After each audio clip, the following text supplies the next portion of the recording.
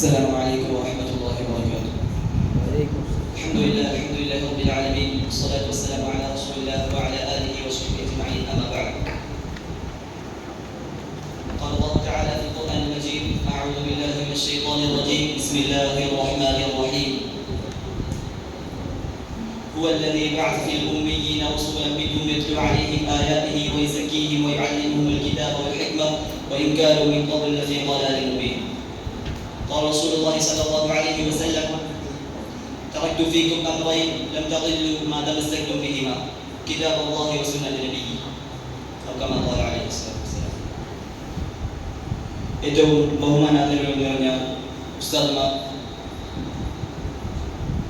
വിധികർത്താക്കൾ, രക്ഷിതാക്കൾ, സദസ്സിരിക്കുന്ന എൻ്റെ പ്രിയ സഹപാഠ സുഹൃത്തുക്കളെ, അസ്സലാമു അലൈക്കും വറഹ്മത്തുള്ളാഹി വബറകാതുഹു.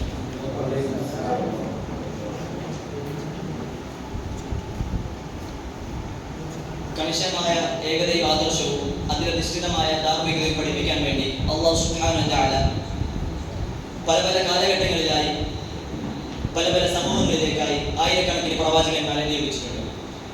അവരുടെ അവസാന കണ്ണിയായ മുഹമ്മദ് നബി സല്ലല്ലാഹു അലൈഹി വസല്ലമയുടെ കരങ്ങളിലൂടെയാണ് പരിശുദ്ധമായ ദീനുൽ ഇസ്ലാം നമ്മിലേക്ക് വന്നെത്തിയത്.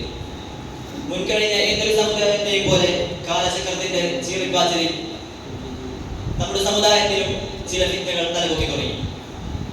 അതിൽപ്പെട്ട ഒരു പ്രധാന ഫിത്നയാണ് ഹദീസ് നിഷേധം എന്നുള്ളത്. ഇതിനെപ്പറ്റി അല്പം ഒന്ന് സംസാരിക്കാൻ ഭാഗ്യം നിന്ന അല്ലാഹുവിനാണ് സർവ്വസ്തുതിയും. അൽഹംദുലില്ലാഹി അലാ കുല്ലി ഹാൽ. ഇതിനു മുന്നിൽ ആരെങ്കിലും എന്താണ് ഹദീസ് നിഷേധം എന്ന് കേട്ടിട്ടുണ്ടോ? ഒരാളും കേട്ടിട്ടില്ല. എന്നാൽ ഇതൊരു പുതിയ അറിവായിരിക്കില്ല. ഇൻഷാ അല്ലാഹ്. ഹദീസ് എന്നുള്ളത് ഇസ്ലാമിന്റെ രണ്ടാം പ്രമാണമാണ്. ഇമാം നവവി തന്റെ കിതാബിൽ രേഖപ്പെടുത്തുന്നുണ്ട്, ഖുർആന് ശേഷം ഇസ്ലാമിന്റെ രണ്ടാം പ്രമാണമായി പരിഗണിക്കുന്നത് ഹദീസുകളെയാണ്. ഖുർആൻ എപ്രകാരം തന്നെ തെളിവാണോ അപ്രകാരം തന്നെ ഹദീസുകളും തെളിവാണ്. അല്ലാഹു തആല പറയുന്നു: بالبينات والزبر وأنزلنا إليك الذكر لتبين للناس ما نزل إليهم ولعلهم يتفكرون. നാം താങ്കൾക്ക് വേദഗ്രന്ഥം ഇറക്കി തന്നിട്ടുള്ളത് താങ്കൾ ജനങ്ങൾക്ക് വ്യക്തമാക്കി കൊടുക്കാൻ വേണ്ടിയാണ്, അതിനെ പഠിപ്പിച്ചു കൊടുക്കാൻ വേണ്ടിയാണ്. നബി സല്ലല്ലാഹു അലൈഹി വസല്ലം പറഞ്ഞു: തറക്തു ഫീകും അംറൈൻ ലം തദില്ലു മാ തമസക്തും ബിഹിമാ. ഞാൻ രണ്ട് കാര്യങ്ങൾ ഇവിടെ നിങ്ങൾക്ക് വിട്ടേച്ചു പോകുന്നു, അത് നിങ്ങൾ മുറുകെ പിടിക്കുന്ന കാലത്തോളം നിങ്ങൾ വഴികേടിലാവുകയില്ല.